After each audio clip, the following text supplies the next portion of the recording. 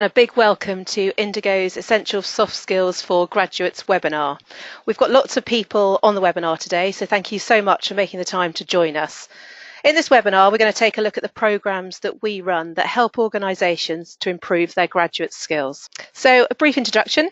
My name's Claire Davis. I'm one of the account managers here at Indigo, and my role is to help clients find the right training solutions for their organisations. So really hope you enjoy the webinar that we're running this afternoon and find it useful for any skills gaps that you've got in the graduate market. Delighted to share with you today that we've got Toby, one of our specialist training consultants. Toby, are you there? Hi, Claire. Yep. So I'm one of Indigo's specialist trainers in thinking, learning and communication skills, and looking forward to being part of this webinar today. Brilliant, thank you. I'm also delighted to let you know we've got a special guest speaker today.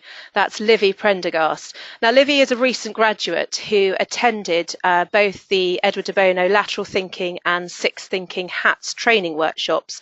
Now, you may well have heard of Dr. de Bono as the world's leading authority on conceptual thinking. He coined the term lateral thinking. We're really proud to be the European distributors for his suite of creativity and innovation techniques. So Livy, can you tell us a little bit more about yourself and your experience on our workshops? Yeah, sure. So I'm Livy. I graduated from Edinburgh University in 2016 with a degree in French and history, which is obviously quite heavily academic subjects. And I was really lucky because I was able to complete the de Bono course in creativity almost as soon as I graduated. I did it in the September following my graduation, which was in June. So a few years down the line, I'm now a producer for Secret Cinema, which is a large-scale cult immersive cinema company, which has a huge reach across London. And yeah, the experience I gained on the workshop so early on in my career, I think has really paved the way for me to excel and climb that ladder quite quickly. So yeah, I'm looking forward to speaking a bit more about it. Brilliant. Thanks, Livy. So the aim of the webinar this afternoon is to explain how we can help close that skills gap between graduates and the business world. Of course, employers value technical skills, but Forbes recently reported that more than 100 top 10 HR managers, recruiters and CEOs were asked which was more important for entry-level job seekers, and nearly all of them said soft skills. Now, interestingly, the World Economic Forum reports that you need 10 skills to thrive in 2020, and the top 3 of those are complex problem solving, critical thinking, and creativity. So anyway, here's how the webinar is going to unfold today. We're going to look at 3 areas: innovation, communication, and getting things done. We'll be speaking to Livy again, who will tell us a little bit more about how she's used the skills that she's learnt in the workplace, and also from Toby, who'll be talking through some of the techniques we teach and giving his insights into improving graduates. We're also going to share with you a sample graduate pathway, and there will be the opportunity for questions and answers at the end, and we'll aim to answer as many of those as we can. Anything we can't, then we will get back to you after the webinar. So, creative thinking and innovation, it's not just about having ideas, it's about improving and refining what we already have to make effective and informed decisions. In an increasingly competitive world, traditional methods of problem solving can only take us so far. We need to go way beyond problem solving to generate new concepts and new ways of doing things. And we need to learn to do so on demand instead of just hoping that somehow we'll stumble across it. Often people say creativity is something that you either got or you haven't, and it's mainly confined to areas like marketing and development departments within an organisation. But the truth is that we've all got the capacity to think creatively, and it's something that we must do to move forward and succeed, both as an individual and for our organisations. Now, we're getting conflicting feedback from our clients on their graduates. Some tell us that their graduates have got no time to think or generate new ideas, and others that they've got full of ideas and unable to focus on the job or choosing the right idea to put forward. So we want to tell you a little bit about lateral thinking. So Toby, are you okay to run through the process with us here, please? Yeah, absolutely. So the lateral thinking process is in line with what Claire's already said. It's about thinking creatively, but it's also about problem solving as well. And there are 4 steps and stages to the lateral thinking process. So step number 1 is about selecting and defining a focus. And this is all about selecting what area you actually want to focus in on. What is the problem? What is the challenge? What's the thing that needs to be improved? And actually asking the right questions at the very beginning, setting a really good, clear focus will help you move in a positive direction and get some output that's actually going to be useful as well.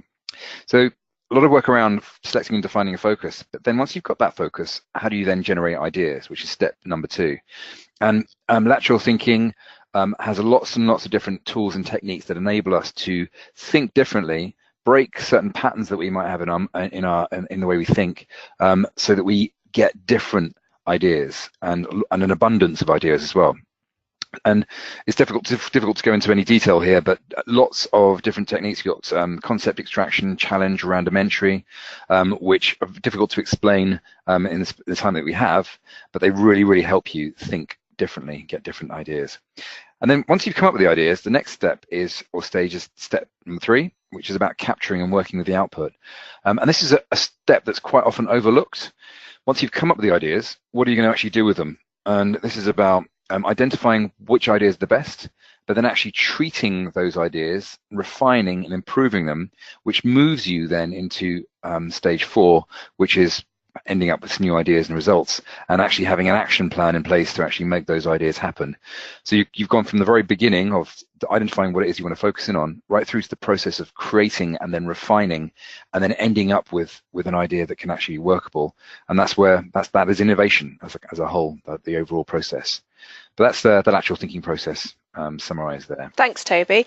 And Livy, you've done this training. How has this benefited you since you've been in the workplace? And can you also explain, were you able to use the tools straight away? Yeah, I mean, this has absolutely been one of the most influential things that I've done in terms of helping me get to where I am now. I actually work on the creative team for Secret Cinema as well, which is an incredibly innovative company with a very strange concept in the first place. So it was absolutely invaluable for me to be able to generate those ideas. And as you guys have already said, trying to get a graduate to present ideas that are actually useful and helpful and not superfluous or unhelpful. Not that any ideas are unhelpful, but it really, really helped me become a valuable member of the team. And I saw 3 main benefits really that came out of this. First one was confidence. As a graduate in the workplace, you immediately know that you're in a totally different environment that you're used to. So gaining the confidence and knowing that how to process and create ideas and useful ones at that was just invaluable. The ability to be selective, and finally the ability to be helpful. This all came from the lateral thinking course. And it's sort of overall the real output that I saw was that it helped me be much more effective in the way that I worked. I was able to work a lot quicker. I wasn't dealing with long expanses of time of trying to come up with ideas, which is what you're able to do at university because you have one seminar per week, So I was able to kind of work much more effectively. It helped me compartmentalize my thinking. And I think the thing that's been a much slower burner for me was the help it gave me in problem solving, which is now a huge part of my job as a producer. Pretty much the job is problems will arise and you've got to fix them. And identifying the right problem and challenging whether I'm asking the right questions or whether my team is asking the right questions has been the thing that has popped up since I've done the training. As an immediate benefit, I was able to use the idea generation and the way that you idea generate to compartmentalize and to get a lot faster. And then as my career has progressed, I've seen the value in problem solving as I've been given more responsibility. So very, very helpful. That's brilliant. Thank you. All right. So, making meetings work. Now, this is a really interesting topic. We've been told by loads of clients that there are lots and lots of challenges that graduates are facing in meetings, whether they're running them, whether they're participating or simply organising them. And as we say, 2 heads are better than 1. But what we're told all the time is that too many cooks spoil the broth. And the main challenges we hear centre around unstructured meetings, people talking over each other, no agenda, no outcomes. And people actually walk away from these meetings wondering what they've actually achieved. So the solution required is shorter and more productive meetings. But I guess the big question is, how do we get there? So you can see from the stats here what short, productive meetings could do.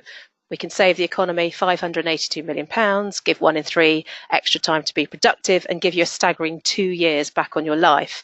So I think we're all familiar with long, unstructured meetings where many people are trying to win arguments and actually make their point to satisfy their own personal agenda. There's no collaboration in the room at all. And this is called adversarial thinking, and it's a system many of us use to test ideas. Our parliaments and law courts are a really good example of this. So, Livy, what's your experience of meetings in the workplace as a graduate? I was really surprised how long they were. And I went into a company straight away after after leaving university, where I was working in marketing. So we were supposed to be coming up with ideas on the fly quite a lot and creating strategy and this sort of thing. And what I saw was that these meetings were prone to lots of affirming either the same ideas or naysaying, as you say, and both situations just bred circularity rather than progress. And I remember getting quite frustrated myself, but I benefited from seeing the potential of what these meetings could be through my training, which actually now has helped me develop my own management style to be more effective, and it's kind of shaped the way that I do things. But I'm really lucky that now I work in a really dynamic workplace that celebrates the unconventional, and so we don't really do meetings in a particularly conventional style here. But I was really shocked to see how much time was spent just in sitting in meetings where we were just either patting each other on the back and saying, "Well done, we're all on the same page," or arguing.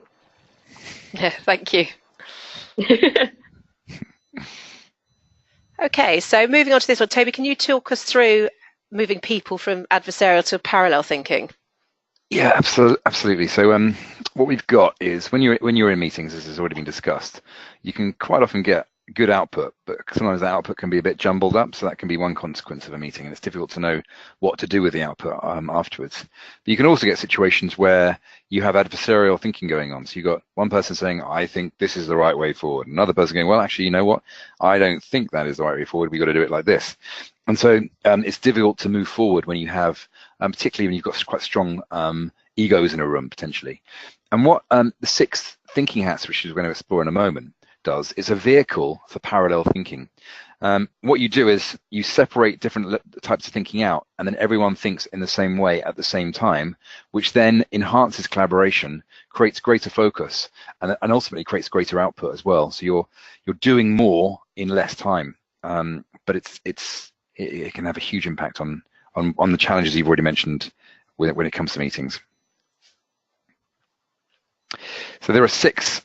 So Edward de Bono came up with this this parallel thinking vehicle, which is a 6 thinking hats, and each hat of the 6 hats has a different color, and that color is associated to a different mode of thinking.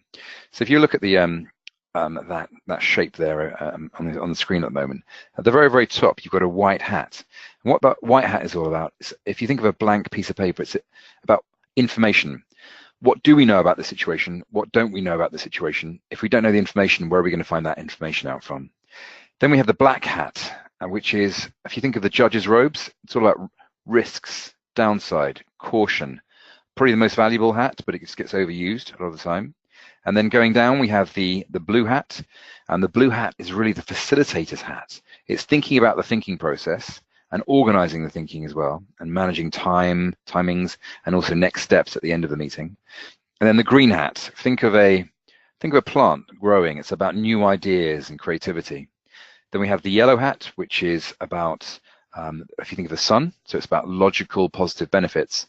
And then finally, we've got the red hat. And the red hat, if you think of emotions, it's all about emotional response, gut instinct, intuition, and it's a great hat for making decisions about things and moving forward, and also just getting a sense check of where people feel they are. But once you start to play around with these hats and use them in certain sequences and orders, it can really help with things like problem solving, with performance appraisals, with strategic planning, all sorts of different ways. But it can actually double meeting effectiveness, inject creativity, generate more ideas, and get better quality of ideas as well. And it helps that parallel thinking, avoids the kind of the adversarial element we've been speaking about, and actually gets people to collaborate as well. So a very, very useful vehicle to speed up the process of meetings and get more out of them as well. Great, thank you. So Livy, you attended 6 thinking hats. How have you actually used it to improve your meetings at work? So when I started out, I was the only person in my company to have attended the 6 thinking hats. So I had a kind of different experience. And as a junior, I wasn't prone to holding my own meetings at the time. But now, a little further on down the line, I used the hats with meetings with my own team, which last summer hit 20.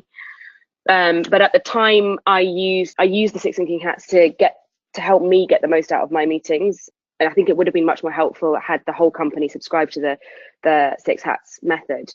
because it really would have helped us speed things along. But actually what I found it was really great for was I was able to kind of use the hats to steer the meeting in a kind of secret incognito way, which kind of feels like a superpower. I was also able to share the knowledge that I gained with my line manager, which meant that we made our one-on-ones much more efficient. We used the 6 thinking hats just between the two of us, which was really great. And I now actually, I'm a year and a bit down the line, or a couple of years down the line from when I started out, but I now actually find that my training is really helpful in research and development meetings, because these are so often really loose and easy to get stuck on one idea, and you're trying to churn out ideas. So I'm using all the lateral thinking technique, but what I use the hats for is when I'm working with colleagues, I often say sort of, hold up, what if we totally turn this idea upside down, and everybody immediately says, but what about? And then you just try and get the judgment out of it, so the black hat out of it. And then you just go, what happens then? And what I found is it becomes a really, really great way of steering idea generation sessions for me when I'm working with my colleagues, which isn't necessarily when I'm managing my own team. I work on both in an office and on site. When I'm working in the office, I work with colleagues in a creative capacity. And when I work on site, I work in a production capacity. So I wear a creative hat and a problem solving hat, which kind of link up. But it just feels like I've got a secret advantage having these skills in my arsenal, and I can steer these meetings and provide value and just help my colleagues out when they do get stuck. Oh, that's fantastic. Thank you. So moving on to our next topic around communication, thinking before we speak, probably something we've all wished we've done in the past. I'm sure we've all been in a situation where we've been put on the spot, asked a question when we haven't got any time or not much time to prepare. And at that crunch moment, when we had the opportunity to show what an expert we are and make an impact, either our mind goes blank, we freeze, we waffle, and that leaves the listener unengaged and often confused with a very different message than the one we wanted to portray. And often we kick ourselves afterwards thinking of exactly the right thing to say when it's too late. Now we've heard from our clients that they found this often happens to their graduates, creating the wrong impression of them with their colleagues, with their boss, or with their stakeholders. And that's where Think on Your Feet comes in. So Toby, if I can hand over to you again, looking at the Think on Your Feet programme. So with thinking on your feet, you've got informal communication and formal communication. So if we take formal communication first of all, so formal communication is where you've been tasked with creating a presentation. So you've got time to build that presentation, rehearse it, practice it, and then deliver it to an audience. And then you have the informal communication, which is where thinking on your feet kicks in. And these are those ad hoc moments where it might be a water cooler moment, or an elevator pitch moment, or during a meeting, or at the end of a presentation when you're taking Q&A. And you're put on the spot, you're asked a question, and you're having to respond to that question in the moment, and you're trying to do it in a credible way. And as Claire had mentioned, you're trying to avoid mental blocks. We're trying to avoid waffling, so lots of too much content coming out, and also those kick yourself at the end of the meeting, thinking, why did I say it like this? Yeah, I think what's really interesting with this is that we ask people, where do you do your influencing? And 90% of people say informally. And then we ask the next question, where do you spend your training budget? And they say formally. So interestingly, they're spending their budget on formal presentation skills when actually it's the informal, impromptu, when you're put on the spot, that can make the real difference. And I think what's fantastic about Think on Your Feet is you can still use it in presentations, and it's particularly good for Q&A sessions, but it can be used in both those situations. And ultimately, it's communicating with clarity, brevity, and impact, getting clear before you speak. Not speaking for too long, but also too short amount of time. So it's judging the amount of detail to go into, and it's also having impact as well. So being memorable and being able to be persuasive at the same time. Brilliant, thank you. So we're just going to do a little bit of an introduction to the fundamentals of the Think on Your Feet technique. It's a bit of a fun, quick way to show you how our brain works with information. So we're going to show you a number on the next slide for a really short time. So if you can just take note of this number, think about what you think this might be. So I'm going to show it for a couple of seconds. So what is the number? The next question to you is another poll around how confident are you that the number you've just entered is correct? Hopefully that's on your screen now. So are you 100% sure you're right, not too sure, or not at all sure you've got the right number? So we've got 14% of people are 100% sure they're right, 57% are not too sure, and 29% are not at all sure. I'm going to show you a number again, and again the number is going to be up on the screen for a couple of seconds. and I'd like you to let us know what you think that number is. Did you get it then? Right, so I've got 100 million. So let's examine the difference between the numbers and why so many of you got the second answer to be the same. Toby, can I hand over to you? Yeah, absolutely. So what we've got is, if we think about the first number, it's much more difficult to process what's actually there. The second number is a lot easier because you've got commas that break up the digits. So it's quite easy to go, oh, there's 6 digits there, so that's a million. How many million is it? Okay, 100 million. If we think about the 100 million without the commas, quite often that's how we can be communicating. Someone asks you a question and the content's coming out, but it's not necessarily structured in a really clear way.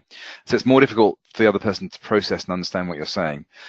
What we're actually doing when it comes to thinking on your feet is actually inputting these commas into our communication. So it's easier for us to communicate in the long term.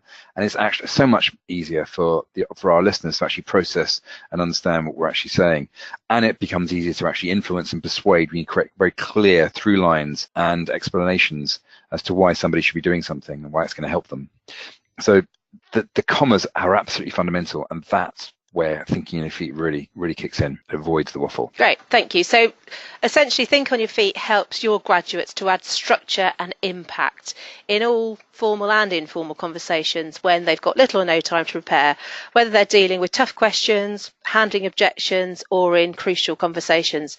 They need to be clear, confident, and think before they speak. So moving on to communication. We all think about graduates and that they should be used to writing, but clients often tell us that their graduates are spending too much time writing. We all know that writing's not always an easy, fun, or particularly productive process. We had a graduate who attended our Writing Dynamics workshop and told us that her biggest challenge was writer's block, and it can be crippling as it eats away at productivity and morale. You've all got ideas to share, but they often stay in the back of your minds. But one thing that really gave her that eureka moment was when the group were asked how much of their total writing time was spent planning what to write. So she innocently said 5%. And at the time, her idea of sufficient planning was to scribble down a few themes, some arguments, and just get on with it. And she'd been advised on the importance of brainstorming, of planning at university, but she's never really fully digested that guidance. Now, other people's answered varied from about literally 0% to about 20% that represented the majority there. But one of the attendees responded about 50%. And that really resulted in quite a lot of shock from the rest of the group. Interestingly, if you look at our research here, it shows the difference between the time spent by a professional writer, so it could be a journalist, maybe a speechwriter or an author, compared with people like us who just use writing in their work but who aren't professional writers. But the most interesting focus here is the time spent during the planning stage. 40% of the time to write a document should be spent planning, with none of this time being spent writing any of the final content. So we hear about challenges for your graduates, that they need to get their documents read, they need to be persuasive when they write, they need to save time to be more effective and productive, and they need to improve the quality of what they write from whatever standard they'd already started from. Livy, can you tell us your experience from writing at university and now writing at work? Oh, yeah, sure. Well, there's a fundamental difference, isn't there, between writing at university and writing at work, because at university you're writing to prove your value as an academic, and at work you're writing often to convey a message, to get a task completed, to get people on your side if it's sponsorship based or marketing based. And you have time poor readers who aren't there to listen to your postulating and your cleverness. They want to hear what you want from them and how they can make whatever your request is work. So for me, since I've been at work, I know how frustrating it is for a time poor manager to have to sift through a verbose email to find what they need, and so the function has to be on functionality for the reader. And so now I try and be more straightforward, succinct and clear, but I certainly found it really, really difficult to write in the workplace when I first started, because you spend so much time at university writing these essays which are incredibly important for your university career and development, but you're given a whole semester to write them, and you might be given an hour to write a blog post or a day to write a pitch proposal. at work. And so you've just got to be a lot quicker. Yeah, thank you. That's really interesting. I think make a valid point about how much writing you have to do at university. And actually, a lot of the time, so many people get so many emails, let alone anything else, that they'd much rather be reading things that are shorter and more impactful. So, yes, it's a big difference, isn't it? It's a huge jump, yeah. Okay, so to finalise this part of it, I think the impression we make when we're speaking and writing is really important. And it doesn't matter if we're presenting, if we're speaking on the phone, we're writing a report or an email. The listener or the reader's understanding of you is absolutely crucial to your credibility. And without this clear or accurate content that is unstructured, we won't create the impression that we want. So it really is all around clear thinking leads to clear communication. So with Writing Dynamics, we teach you a 3-stage system that will help your graduates to plan using creative and structured thinking, to draft in record time, and to edit for impact. So their writing gets the reader's attention, make sure their key messages are understood, and saving them and their reader time. So the final part of our webinar this afternoon, we're moving on to getting things done. So all the skills we've gone through so far will go a long way to helping your graduates to become more flexible and agile with their workload and stakeholders. But we want to tell you a little bit about a workshop and a case study that we specifically did for a client that introduces essential thinking skills for use during some of the stages of a project. So I'm going to hand over or back over to Toby for this one. Great, thanks Claire. So this is an international media company that I've been working with for the last 3.5 years, and working with their graduate interns and also apprentices as well. And there are probably about every year there's about 60 to 70 graduate interns with apprentices, and they identified as an organization that there were certain gaps that were preventing them from like fast tracking through the organization and getting used to working there. And a lot of that was to do with being able to manage projects and plan projects. So that was a skills gap that was slightly missing. Also, communication skills and being able to speak to stakeholders and identify who the stakeholders were that needs to be communicated to and how to communicate to them. And also just in terms of management of time as well. So if we think about being at university, it's a very different experience to actually being in the workplace. And so it's a bit of a shock at the beginning. And if you want to be able to get everybody connected, and if they're there for a short period of time, if they're there for that year potentially as well, which this company had, they wanted them to get like running rather than walking, get running straight into the organization as quickly as they could. And so the focus was sessions that taught some project planning skills and how to scope a project out, plan it, identify your milestones, and actually to map it out, how to communicate to your stakeholders, how to pitch ideas to people, and also to consider your stakeholders as well and think about their motivations and drivers and how to position information in front of them as well. And then also looking at how to prioritize, how to manage their time more effectively. And it's had a big impact, and the feedback's been good, and something that's been rolling for the last three and a half years. And managers, this is from that case study, managers have talked about increased confidence, ability to challenge the status quo, and so speak up and air and express their views, and being able to influence people, and it's quite a delicate process, particularly when you're new to an organization, and being able to do that in a diplomatic way, but actually equipping with those skills. And it's something that has been repeated now beyond that initial session when I first started working with the client. Thanks, Toby. So that's project thinking skills. This is actually a half-day workshop that introduces the essential thinking skills for use during some of the key stages of a project. So hopefully that was a useful overview for you around that one as well. So how do we do it? So we've discussed most newly employed graduates they've got the sector-specific knowledge required to hit the ground running, but lots of them do lack the fundamental practical core skills that prevent them actually doing the job and reaching their full potential. Now, this slide here shows a pathway that we've developed for a client. These skills are all transferable. They can be used across the workplace and throughout their career. So we've got all sorts of things you can see in the first section there around creativity, problem solving and decision making. And then we've moved on to communication, to positive working relationships, and to getting things done. These can all be moved around. We would be delighted to talk to you about any such thing that might be of interest to your organisation as well. We did this particular one in different levels, so there were certain group of people, or everybody went in and did the first level, and then people went on to do level 2 later on down the line. So it made it really easy to follow from the essential into the advanced sections there. But there are great big areas there that, as I say, a lot of them we've talked about. This webinar doesn't allow us to go through everything today, but very happy to talk to you about those after the event. So how do we do it? So we run our workshops in 3 ways.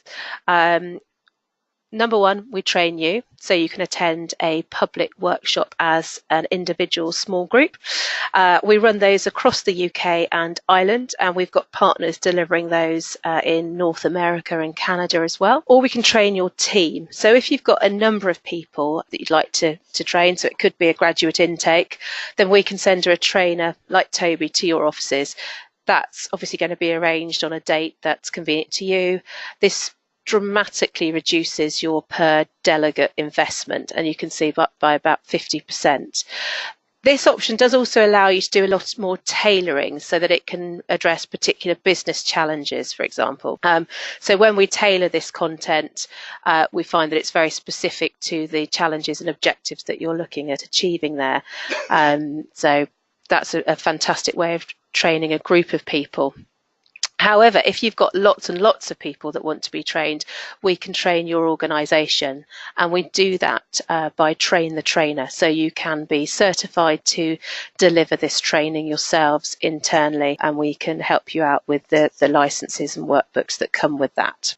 Now, we have a global network, lots of places where we've got local trainers available as well. So depending on which workshop you might be interested in, we've got trainers located worldwide. Toby, someone's just asked about the think on your feet techniques. So do they work equally as well in formal presentations as informal when you're put on the spot? The great thing about them is you can, we were talking about informal and informal communication. So the informal, you'll be able to think on the spot and respond using the different tools and techniques. But these can also be weaved into a presentation and actually can help build and fill in gaps within a presentation. So I would say they can be used, both formal and informal, really useful for both those things. And I'd say there's also, with writing dynamics, there's overlaps between thinking on your feet and writing dynamics, which are sister courses. And there's lots of crossover as well, can be really useful. Great, thank you. I've just got another question. Does it matter if only one person is trained on the 6 thinking hats, or does it need to be the whole team? I think if you've got one person that's going to be trained, then it would be good to view that person as someone who you'd select as a facilitator moving forwards, so that when they went back into the organization, they are going to be the people that are going to potentially chair a meeting and organize the thinking within the meeting. If you have a group, then that's kind of ideal, because so for example, you've got a team of people that come together and they're learning the 6 thinking hats, then it becomes something, it becomes part of people's language, part of the company's language, and part of the culture, which is equally as impactful as actually having someone who's the facilitator, the main facilitator. But it can be, I would say, both. It's great if you can have more people knowing about it in the organization, but if you've identified somebody and found somebody who is already has got the capacity to be a great facilitator, then giving them the skills to use the 6 thinking hats can help them go back into the organization and do a great job as well using the techniques. So how many different lateral thinking techniques do you train in one workshop? So when it's the question I guess to ask is when you're talking about lateral thinking techniques, there's a whole process.